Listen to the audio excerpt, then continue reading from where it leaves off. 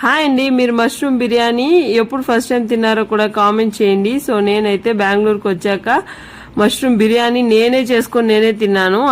అంతకు ముందు నేనైతే మష్రూమ్ బిర్యానీ అంత తినలేదు, కర్రీ తిన్నాను అనమాట. సో మా అమ్మకు కూడా ఎక్కువ బిర్యానీలు అలాంటివి చేయడం తెలీదు. సో అందుకని చెప్పి నేనైతే బెంగళూరులోనే ఇలా యూట్యూబ్లో చూసి నేర్చుకుని మష్రూమ్ బిర్యానీ అయితే చేసుకొని తినేదాన్ని. సో మీలో ఎంతమందికి ఇలా మష్రూమ్ బిర్యానీ ఇష్టమో కామెంట్ చేయండి. సో మా పిల్లలైతే పుదీనా కొత్తిమీర వేస్తే ఎక్కువ తినరు, అందుకనే నేను ఎక్కువ అవాయిడ్ చేస్తూ ఉంటాను. సో లాస్ట్లో వచ్చి కొద్ది కలర్ ఉంటే కలర్ కూడా వేసాను, అది ఎక్కువ హెల్త్కి మంచిది కాదు. సో నేను ఉంది కాబట్టి లైట్గా ఒక పించ్ ఆఫ్ సాల్ట్ వేసిన లాగా వేసాను అనమాట కలరు.